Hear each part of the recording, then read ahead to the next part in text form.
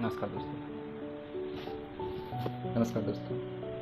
आज मैं फिर अवगत हूँ आपके सामने एक नया विषय लेकर। आज का विषय है बाबा साहब भीमराव अम्बेडकर जी।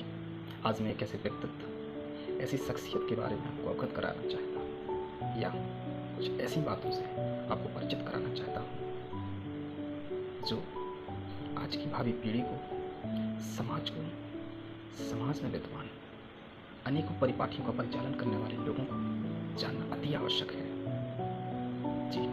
बाबा साहब भीमराव अम्बेडकर भारत रत्न एक अद्वितीय व्यक्तित्व थे जिन्होंने भारतीय समाज, भारतीय संविधान और भारतीय अर्थव्यवस्था में अनेकों ऐसे बदलाव और एक ऐसा विस्तार किया जो आने वाली सदियों तक गुमनामी के अंधेरे में कभी गुमनाम नहीं होगा।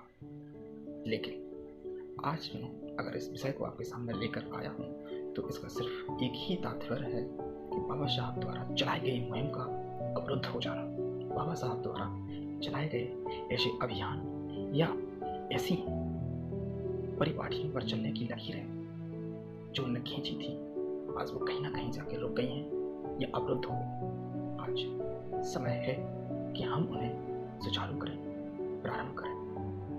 नहीं तो एक समय ऐसा आएगा कि वो परिपाटियां, उनके द्वारा चलाई गई मुहिम, उनके द्वारा चलाए गए अभियान, उनके द्वारा किए गए अथक प्रयास ऐसे गुम होंगे जिन्हें तराशते तराशते शायद हम ही गुम हो जाएं, लेकिन उनके द्वारा उनके प्रयास हम कहीं मालूम नहीं होंगे। क्योंकि आज की भावी पीढ़ी जिस समाज में जी रहे हैं उस समाज को अम्बेडकर साहब ने जो दिया है, आज वो हमें जहाँ देखने को मिलता है वहीं आज वो गुम होता जा रहा है। क्योंकि समाज के ऐसे अनेकों ठेकेदार हर समाज में बैठे हुए धन के ऐसे पुरोधा जो पुरानी लकीरों और पुरानी परिपाटियों पर ही चलना चाहते हैं, जो बदलाव या ऐसी मुहिमों के द्वारा जो बदलाव सरकार द्वारा, अम्बेडकर साहब द्वारा, महान विद्वानों द्वारा किए गए थे, आज वो फिर से गुम होते हुए दिखाई दे रहे हैं। अम्बेडकर साहब ने ना कभी समाज देखा, ना कभी जाति देखी, ना जाति में विद्वान कुर्तियां देखी। उन्होंने एक ही आह्वान किया कि पृथ्वी पर समस्त जाति,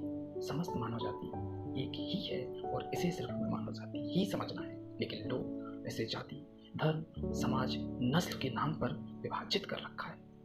आज वो चीज़ें हमें मिलती हैं देखने के लिए और इन चीज़ों को जहाँ एक तरफ शहरीकरण होने की वजह से अस्तित्व खत्म होता जा रहा है, वहीं ये ग्रामीण क्षेत्रों में, कस्बों में और ऐसे क्षेत्रों में जहाँ शिक्षा का अभाव है परिपूर्ण तरीके से विद्यमान है और लोग इनके खिलाफ शब्द भी नहीं उठा सकते, आवाज़ भी नहीं उठा सकते।